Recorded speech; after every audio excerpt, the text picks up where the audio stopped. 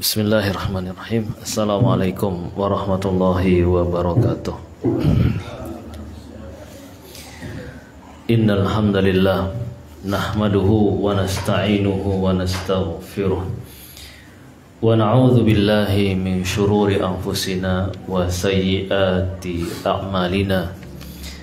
May yahdihillahu fala mudhillalah wa may yudlil fala hadiyalah.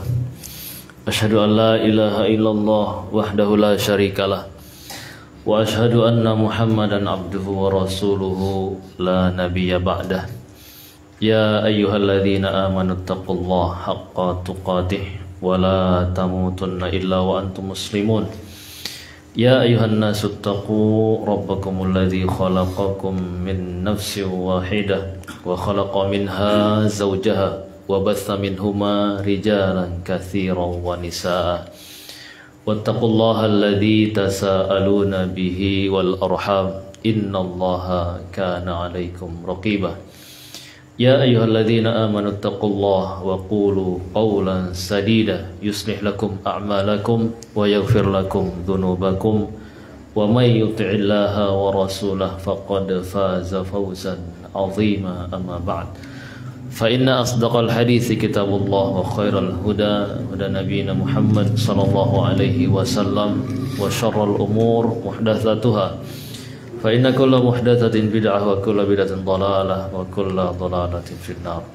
Fa ya ayyuhal ikhwah wal akhwat al aba wal ummahat hafizakumullah taala. Alhamdulillah kita bisa bertemu kembali untuk melanjutkan kajian kita pada kitab Bahjatu Qulubil Abrar karya Al-Imam As-Sa'di rahimahullahu ta'ala. Sekarang kita masuk pada hadis yang keempat ya. Sudah 3 hadis kita baca. Sekarang kita masuk hadis yang keempat. Kata beliau rahimahullahu ta'ala, hadis yang keempat adalah an Abi Hurairah radhiyallahu anhu, dari Abu Hurairah radhiyallahu an, yang ma'ruf nama beliau siapa? Abdurrahman ya. Nama beliau Abdurrahman bin Sakhr. Ada lagi yang mengatakan selain itu. Qala, beliau berkata, ata a'rabiyun an-nabiyya sallallahu alaihi wasallam. Datang seorang Arab Badui kepada Nabi. Datang seseorang Arab Badui, Arab pedalaman, kepada Nabi. Beliau berkata, dullani ala amalin. Wahai Nabi, tunjukkan kepada saya satu amalan, ya, satu ibadah. Idza amiltuhu, kalau saya kerjakan itu, dakhaltul jannata, saya bisa masuk surga. Enak ya? Satu saja, kalau dikerjakan masuk surga. Nggak usah banyak-banyak Nabi, ya, satu aja. Enak ya. Tayyib. Nah itu orang Arab Badui ya, mereka memang artinya maunya yang ringkas ya, ringkas tapi pahalanya besar. Qala, Nabi mengatakan, Nabi bersabda.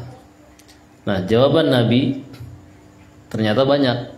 Ya, Nabi nggak berikan satu amalan, karena memang nanti yang akan Nabi sebutkan itu semuanya berkaitan. Qala, kata Nabi, ta'budullaha wa la tusyriku bihi syai'a. Ini yang pertama. Amalan pertama, wahai Arabi, kamu sembah Allah saja, jangan sekutukan Allah dengan apapun. Ini kunci utamanya. Artinya kamu Islam dulu, masuk Islam, terus jaga tauhidnya, jangan sampai jatuh ke dalam kesyirikan. Kemudian yang kedua, wa tuqimus sholatal maktubata. Kamu kerjakan sholat wajib 5 waktu. Kemudian yang ketiga, wa tu'addiz zakatal mafruḍah. Kamu tunaikan zakat yang wajib. Kemudian yang keempat, wa tasumu Ramadan, dan kamu puasa Ramadan. Nah, di sini tidak disebutkan haji. Ya, karena haji itu kan hanya untuk yang mampu. Nah, ini orang Arab Badui disuruh kerjakan 4 ini saja, 4 rukun Islam, ya, syahadat atau tauhid, ya, kemudian sholat, zakat, puasa. Nah, mendengar ini, ya, mendengar ini, Arab Badui tadi mengatakan, qala, dia berkata, walladzi nafsi biyadi, demi jiwaku yang ada di tangannya, yaitu Allah, demi Allah. Kata Arab Badui ini, demi Allah, la azidu ala hadza syai'an wala anqusu minhu. Wahai Nabi, saya enggak tambah-tambah ini kepada hal ini 1 perkara pun. Pokoknya saya amalkan 4 ini, wala anqusu minhu, dan saya tidak kurangi. Ini saja saya kerjakan. Jadi dia berjanji sama Nabi, Nabi, saya siap mengerjakan 4 perkara ini. Ya, enggak saya tambah, enggak saya kurangi. Falamma walla, kemudian ketika orang itu pergi, orang Arab Badui itu pergi, qala an-nabiyyu sallallahu alaihi wasallam, maka Nabi sallallahu alaihi wasallam bersabda, man sarrahu, siapa yang senang atau siapa yang ingin, ayyandura, untuk melihat, ila rajulin min ahlil jannah, melihat seseorang yang termasuk penduduk surga, falyanzur ila hadza, Masya Allah, maka lihatlah ke orang ini yang tadi. Orang tadi dikabarkan oleh Nabi dia masuk surga, enak ya, dapat ilmu, ya, memang berjanji, bertekad untuk mengerjakan 4 rukun Islam ini saja. Itu Nabi katakan itu orang akan masuk ke dalam surga. Memang ikhlas, ya, intinya kita kerjakan perintah dalam Islam ini, intinya adalah yang wajibnya, ya, yang wajibnya sempurnakan sesempurna mungkin ketika mengerjakan yang wajib. Nah, kalau memang sudah seperti itu, sesuai tuntunan Nabi, ikhlas, ya, kalau sholat khusyuk, pas zakat yo ikhlas, tidak berbangga-banggaan, ya, puasa juga ikhlas karena Allah, maka ini sebenarnya cukup, ya, cukup sebagai jalan kita untuk menuju surganya Allah. Tapi ada tapinya, ya, ada tapinya. Artinya selama kita bisa lebih dari itu, ya, kita dituntut untuk berlomba-lomba, ya, meningkatkan amalan kita, ya, karena banyak sekali faedah manfaatnya ketika kita menambah amalan lebih dari yang wajib, ya. Siapa tahu yang kita kerjakan dari yang wajib ini kurang, ya, maka dengan kita ada tambahan amalan yang sunnah, itu bisa menyempurnakan yang wajib ini. Waalaikumsalam. Ya, bisa kita sempurnakan amalan yang wajib ini dengan amalan sunnah. Artinya tadi ketika kita mendengar hadis seperti ini, bukan berarti kita nanti sudahlah gak usah repot-repot, gak usah repot-repot nambahi amalan. Udah cukup sholat wajib aja sudah. Ya, kenapa kita katakan tidak usah mencukupkan? Karena jelas ibadah wajib kita ini penuh kekurangan. Yang kita sadari sholatnya ya kurang ikhlas kan gitu. Zakatnya juga sama. Nah, maka untuk menambal kekurangan tadi, kita dianjurkan untuk menambah amalan-amalan yang hukumnya sunnah ya, selain yang wajib.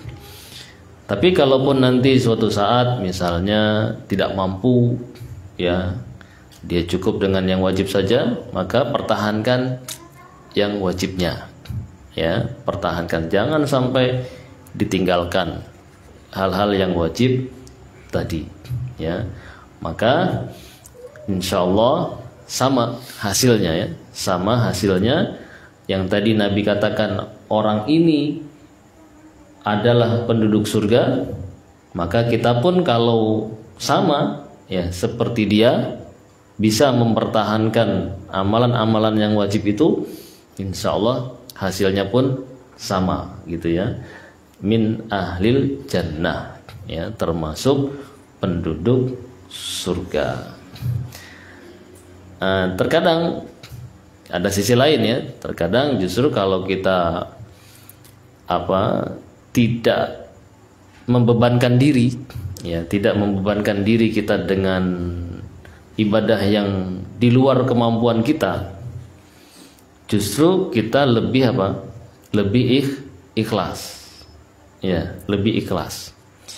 Dan ketika amalan ibadah itu lebih ikhlas walaupun sedikit dan lebih istiqomah, ya Waalaikumsalam, dan lebih istiqomah kita melaksanakannya, maka ini jauh lebih dicintai oleh Allah ya, dibanding kalau kita terlalu bersemangat untuk mengerjakan ibadah-ibadah tambahan, tapi hasilnya justru membebani diri kita, yang akhirnya kita tinggalkan juga ya.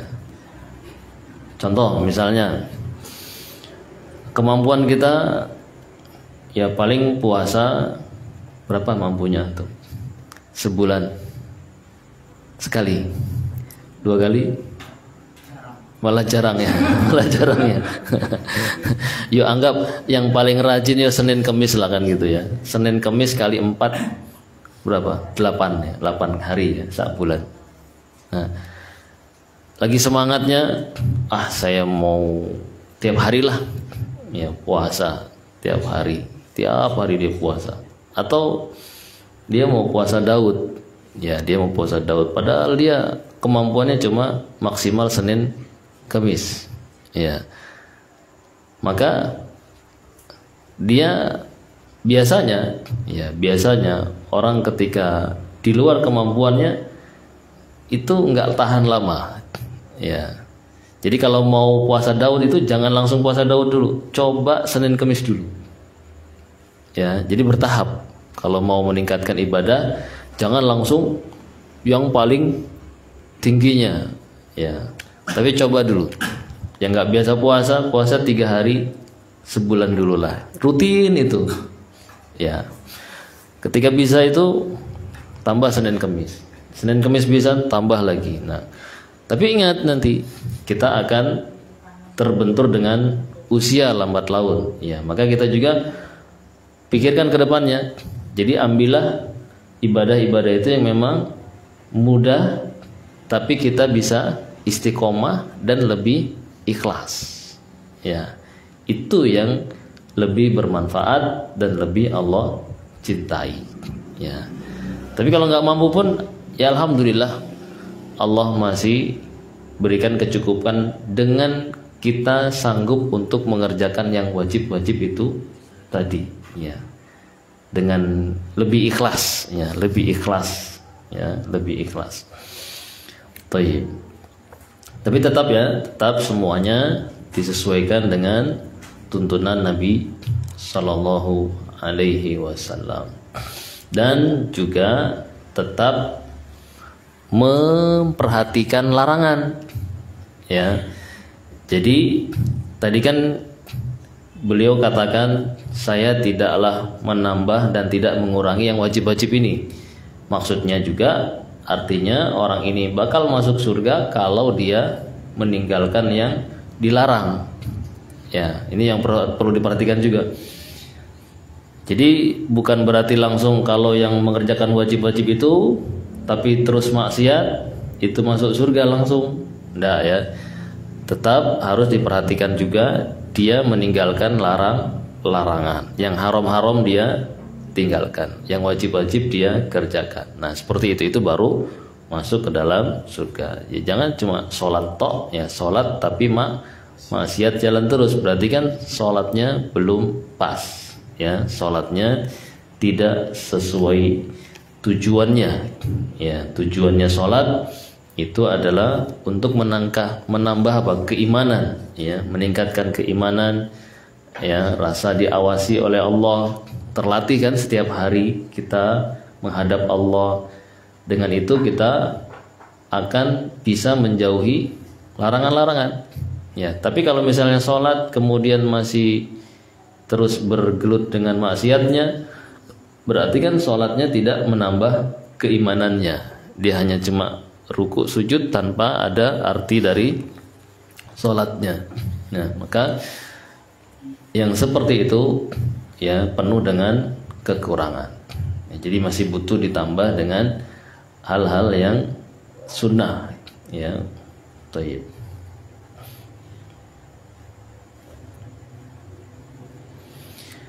Nah, kemudian dilengkapi dengan hadis kelima.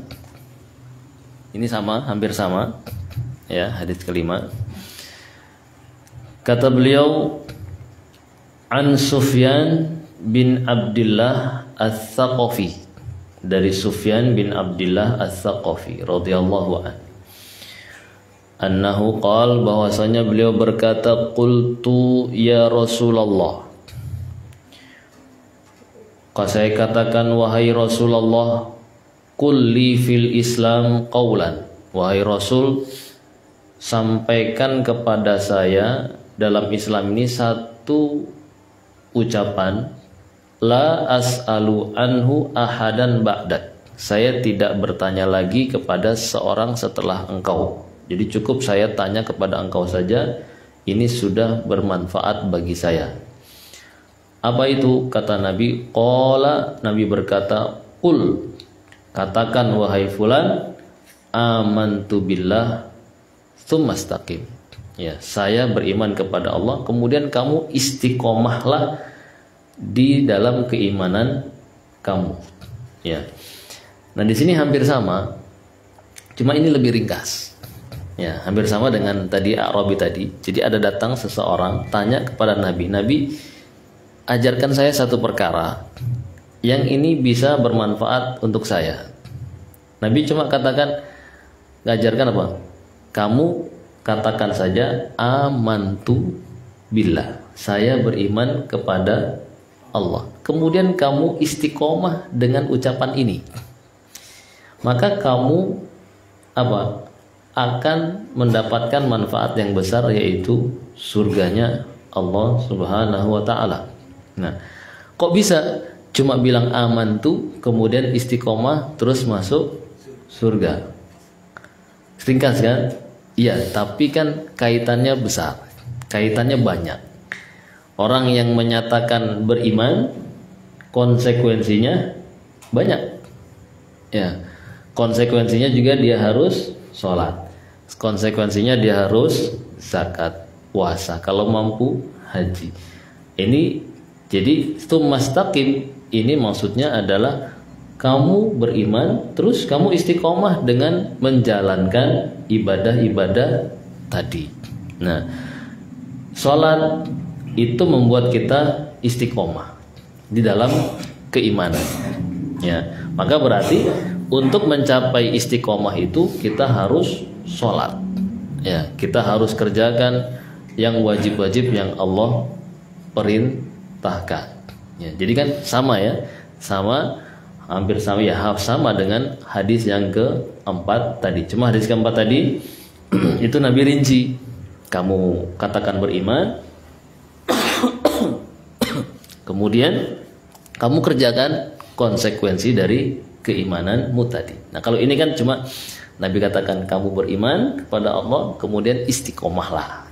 Nah, jalan-jalan istiqomah adalah dengan mengerjakan kewajiban-kewajiban tersebut. Coba bayangkan kalau kita cuma bilang beriman terus tidak ada syariat sholat. Gimana? Kalau nggak ada syariat sholat, nggak ada apa-apa, cuma bilang beriman gitu saja, terus nggak ada syariat sholat, apa jadinya? Ya gitu. Ya coba kayak orang-orang yang dia itu ngaku Islam tapi nggak mau sholat, apa jadinya mereka? Ya gitu. Kayak nggak beriman, ya jadinya. Ya seperti orang yang tidak beriman. Nah itu jadi fungsi sholat, fungsi zakat, puasa itu sebenarnya untuk mempertahankan pernyataan kita yang pertama, yaitu amantu billah, saya beriman kepada Allah, atau syahadat la ilaha illallah Muhammad Rasulullah. Itu untuk mempertahankan kita sampai detik terakhir kita wafat. Ya, nah itu masya Allah. Jadi jangan sampai kita meninggalkannya kalau memang ingin masuk ke dalam surga. Nah seperti itu. Itu namanya konsekuensi dari namanya syahadat, ya, konsekuensi dari sebuah syahadat. Taib. Insyaallah jelas ya. Nah, jadi dua hadis ini ya memberikan kabar gembira kepada kita. Ya, dua hadis ini memberikan kabar gembira kepada kita yang mungkin kita ini adalah orang yang tidak terlalu tidak terlalu kuat untuk banyak beribadah. Ya, tidak terlalu kuat untuk banyak beribadah. Tidak seperti orang-orang di zaman dulu gitu ya. Nah, kita ini jelas orang-orang yang lemah, apalagi di zaman sekarang, zaman yang penuh godaan ya. Maka ini adalah kabar gembira bagi kita bahwasanya ternyata yang menjadi inti ya di dalam agama ini itu adalah yang penting kita satu berimannya, itu intinya ya. Kemudian untuk mempertahankan iman itu kita jaga dengan mengerjakan kewajiban tok ya, itu ya. Dengan ini saja insya Allah kita bisa masuk ke dalam surganya Allah Subhanahu wa ta'ala. Ini kan kabar gembira bagi kita ya. Terus juga sebagai pengingat bagi orang-orang yang bisa lebih dari ini ya, pengingat bagi orang yang bisa lebih dari mengerjakan kewajiban-kewajiban. Diingatkan untuk apa? Diingatkan untuk tidak sombong ya, diingatkan untuk tidak sombong ya. Orang misalnya, wah saya sholat sunnahnya nggak pernah tinggal, puasa Senin Kemis sampai sekarang dari dulu tidak pernah tinggal, misalnya sedekah tiap hari banyak. Nah ini diingatkan dengan hadis ini ya, bahwasanya yang terpenting dari Islam ini bukannya banyak ibadahnya kamu ya, tapi yang terpenting adalah bagaimana kamu bisa ikhlas kepada Allah ya, tidak membanggakan amalannya. Kenapa? Karena surga itu Allah yang berikan kepada orang yang dikehendaki, bukan dengan banyaknya amalan kita, gitu ya. Surga itu bukan dengan bisa dibeli dengan banyaknya amalan kita. Yang penting bagaimana kita bisa mendapatkan rahmatnya Allah, ya. Kalau didapatkan dengan yang wajib ini saja kita sudah dapatkan, ya alhamdulillah. Ya, kalau misalnya kurang butuh ditambah yang sunnah, itu adalah upaya kita untuk mendapatkan rahmat Allah, bukan untuk menyombongkan diri. Ya, setan yaitu memanfaatkan, ya, memanfaatkan orang yang malas, dimanfaatkan untuk semakin malas, tidak mengerjakan kewajiban. Kemudian untuk orang yang rajin dibuat semakin rajin, tapi apa? Dibuat jadi sombong, merendahkan orang yang tidak bisa mengerjakan ibadah seperti dia. Nah, ini bahaya. Ya, wah saya yang masuk surga itu saya, kan gitu. Kenapa? Ya saya ibadahnya gini-gini. Dia itu apa sih? Bisanya cuma sholat wajib, itu pun cuma di rumah, ya. Nah, ini kalau sudah ada perasaan seperti itu, hati-hati, ya. Jadi yang benar gimana? Yang benar kerjakan kewajiban dan rasakan itu adalah kurang, ya. Tambah, sempurnakan dengan yang sunnah dan jaga hati kita. Nah itu ya. Jadi sebenarnya yang sunnah itu kita butuh pada yang sunnah. Cuma setan manfaatkan semangatnya kita menjadi sombong. Nah ini yang bahayanya, ya. Dia nggak bisa mencegah kita dari yang amalan sunnah, tapi dia buat kita menjadi sombong dengan amalan kita, seakan-akan surga itu bisa dibeli dengan amalan kita. Padahal surga itu, ya, kita masuk ke dalam surga itu bukan dengan amalan kita, tapi dengan rahmatnya Allah Subhanahu wa taala kepada kita. Ya. Itu semuanya. Di semuanya ya. Nabinya begitu juga, semua yang masuk ke dalam surga itu adalah dengan rahmatnya Allah. Kenapa? Karena kalau kita bandingkan dengan amalan kita sebanyak apapun itu tidak ada bandingannya dengan nikmatnya surga. Jangankan nikmat surga, nikmat yang Allah berikan di dunia ini saja kita bayar dengan apa? Dengan amalan kita, ya nggak banding, ya nggak sebanding. Kita bisa hidup sehari ya dengan nafas kita saja, kita nggak bisa bayar dengan amalan ibadah kita. Ibadah kita berapa sih? Ya, kita nafas 24 jam. Ibadah kita 5 menit. Nggak, itu pun nggak sempurna ya, dan seterusnya. Intinya ya, kita nggak bisa beli surga dengan amalan kita. Intinya taat ya, ikuti perintahnya Allah. Disuruh begini mau, dilarang begitu ya ditinggalkan. Intinya taat, intinya ya. Kemudian maka datanglah kecintaan Allah Subhanahu wa taala kepada kita. Nah, kalau sudah Allah cinta, Allah sayangi, nah, di situ masuk ya, tinggal masuk ke dalam surganya. Baik, jelas ya insyaallah taala. Terus juga dari sini kita bisa ambil faedah bahwasanya para sahabat itu sangat bersemangat dalam urusan akhiratnya. Mereka sangat ingin tahu ya hal-hal yang bisa menyelamatkan dia di akhiratnya. Itu pertanyaan yang datang kepada Nabi. Para sahabat yang bertanya kepada Nabi ini kan kita lihat ada dua ya, satu Arab Badui, satu lagi siapa? Sufyan bin Abdillah. Ini mereka bertanya, tanyanya apa? Tanyanya bukan cara saya bisa dapat duit gimana, ya. Caranya, tanyanya adalah bagaimana bisa mendapatkan manfaat di akhirat gimana? Intinya itu, ya. Yang saya mampu lakukan kemudian nanti bisa bermanfaat untuk akhiratnya, itu gimana? Itu yang ditanya. Jadi kita harus semangat juga. Jadi dari sini kita ikut bersemangat, ya, semangat mencari tahu, ya, semangat mencari tahu apa sih yang bisa membuat kita selamat di akhirat nanti, ya. Ini kan namanya mereka semangat di dalam mencari ilmu dengan banyak bertanya, ya, banyak bertanya. Apa yang dia belum ketahui, ya, dia tanya, ya.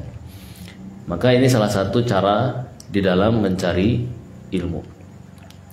Kemudian juga dari sini kita dapatkan faedah bahwasanya mencari ilmu itu tidak harus bikin majelis seperti ini, ya, tidak harus buat majelis seperti ini.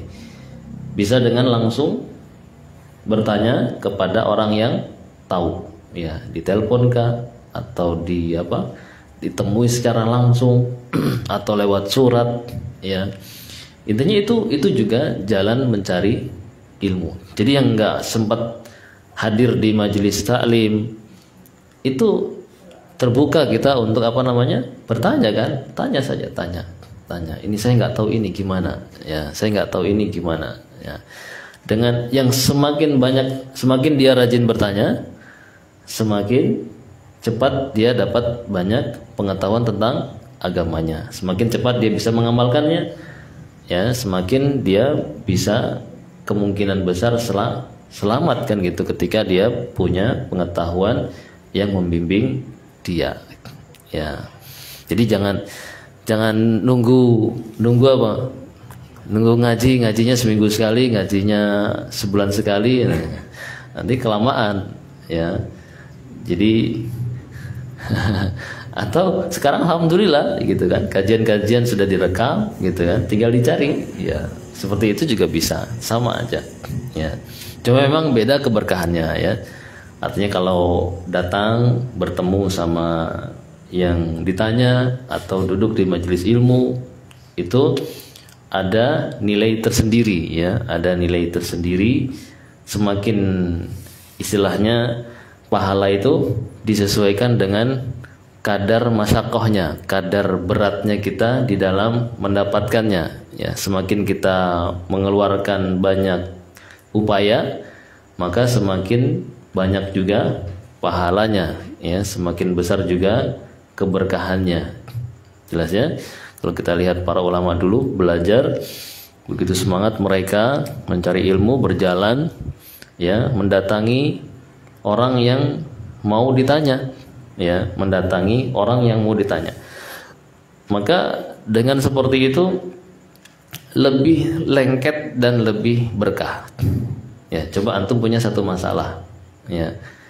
Terus untuk mendapatkan jawaban dari masalah ini harus jalan ke orang yang kita tuju, yang kita sangka dia bisa menjawabnya. Jalannya nggak dekat, tapi jalannya dengan jarak yang jauh.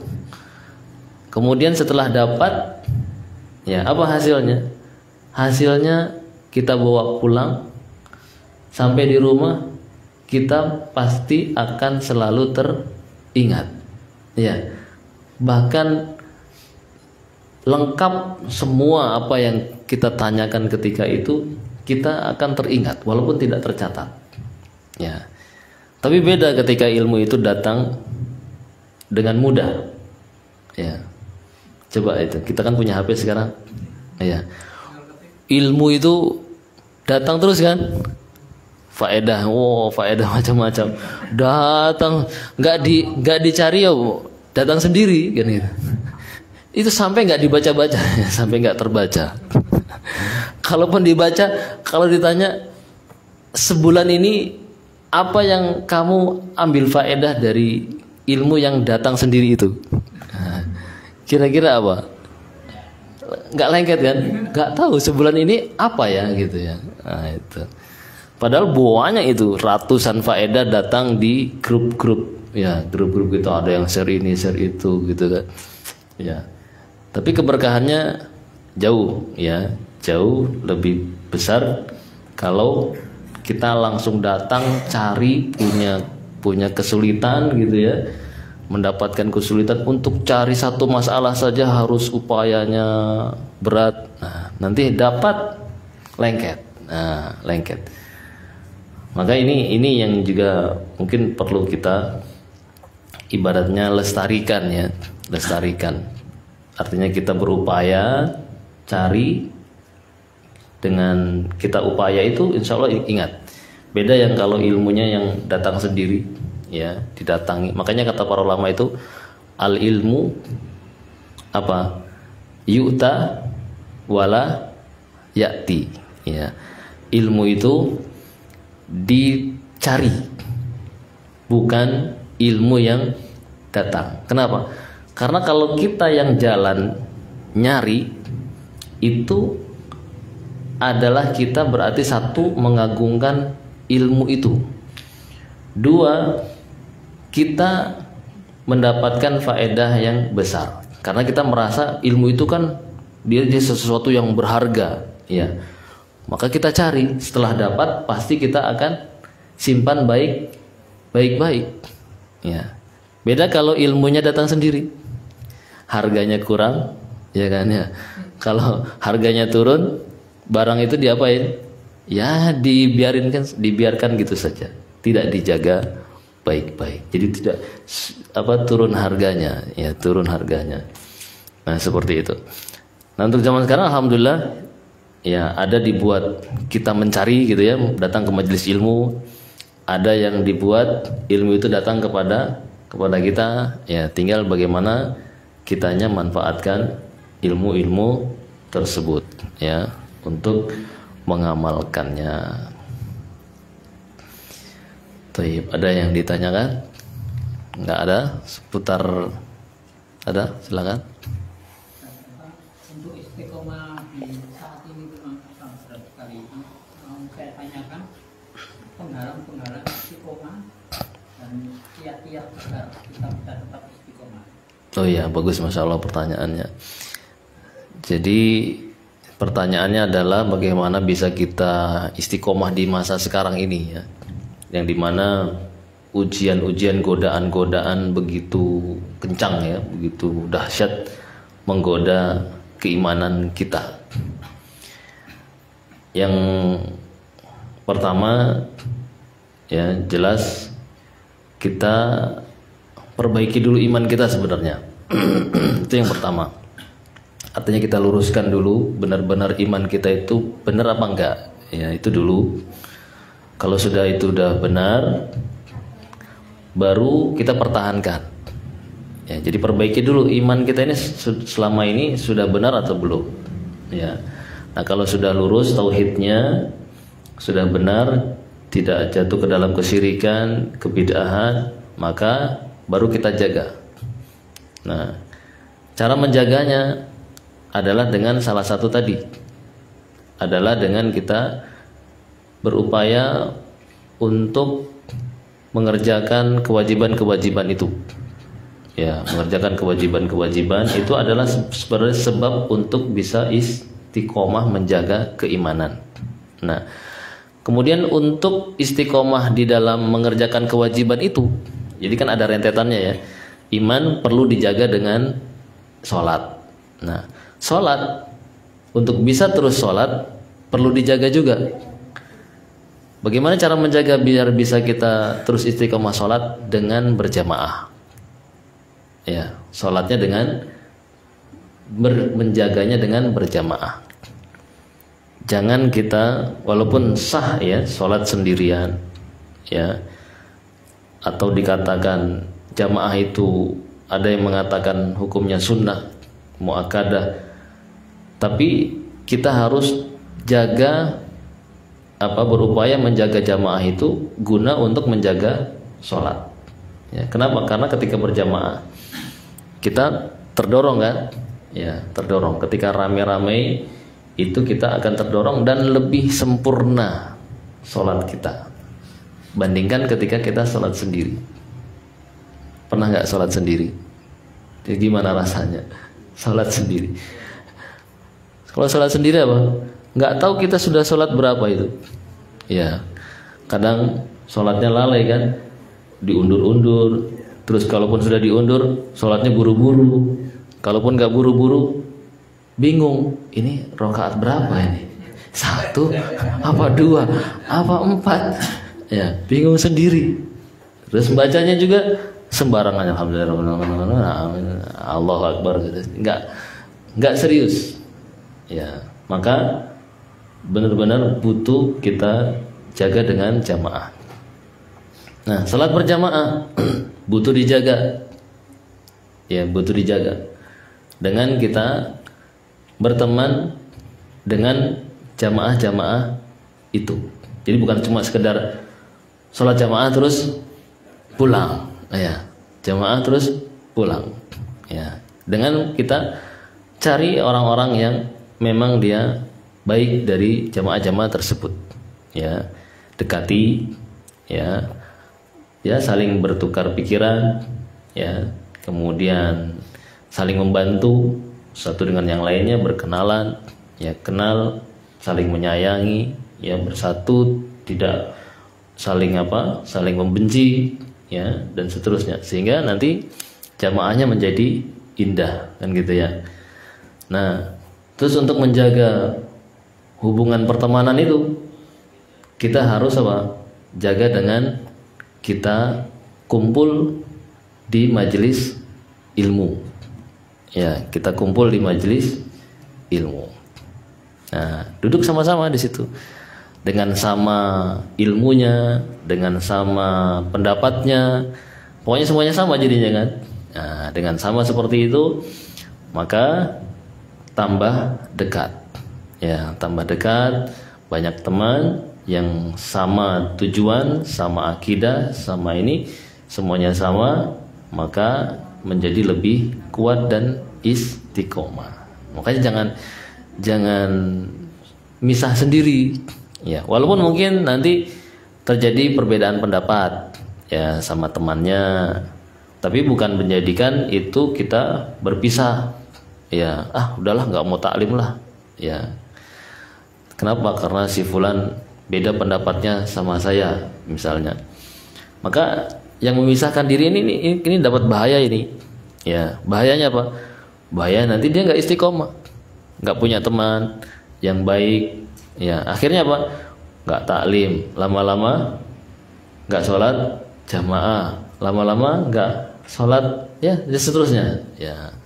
Itu namanya langkah-langkah untuk istiqomah, ya. Wallahu ta'ala alam bissawab. Itu ya diantaranya Pak, ya, insyaallah. Jadi ada kaitannya, semuanya ada kaitannya, saling mendukung, ya, satu dengan yang lainnya. Gimana ini jamaahnya, ya, semangat ya, insyaallah, ya, istiqomah, ya, istiqomah. Ya, majelis ilmu butuh, ya, itu untuk diabadikan, ya, walaupun cuma sekedar duduk, ya, cuma sekedar duduk, nggak paham. Ini sebab keistiqomahan di zaman sekarang, ya, di zaman sekarang. Coba saja kalau nggak hadir di majelis ilmu, sudah setannya sudah semakin banyak. Beda kan duduk di rumah sama di sini kan, gitu, beda rasanya, ya, sangat jauh beda kita rasakan. Maka abadikan, ya, majelis ilmu syar'i, ajak teman-teman untuk semangat untuk menghadiri majelis ilmu, biar mereka atau kita semuanya bisa tetap istiqomah, ya, di dalam akidah yang lurus ini. Ada cukup? Ada lagi Pak Bari? Jelas ya, insyaallah. Udah malam. Tapi kalau nggak ada lagi, kita cukupkan sampai di sini. Kurangnya mohon dimaafkan. Subhanallah bihamdik, asyhadu an la ilaha illa anta, astaghfiruka wa atubu ilaik. Assalamualaikum warahmatullahi wabarakatuh.